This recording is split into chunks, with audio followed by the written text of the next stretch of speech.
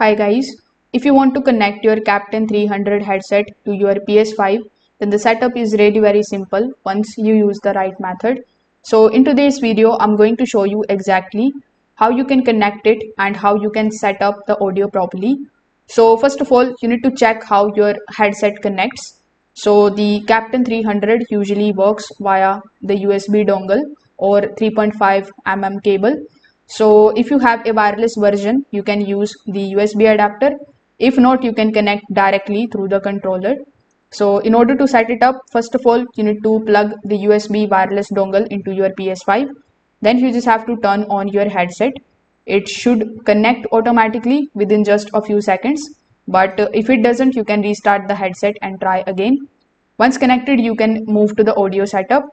Now, if you are using a wired setup, simply plug the 3.5 mm cable into your PS5 controller, and this is going to give instant audio without any pairing needed.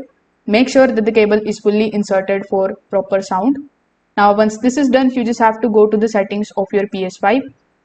Now look for the option of sound. Inside sound, look for the option of the audio output. Over here, you need to select the headset as the output device and enable both game and the chat audio. Also, this particular option that says output to headphones should be set as all audio.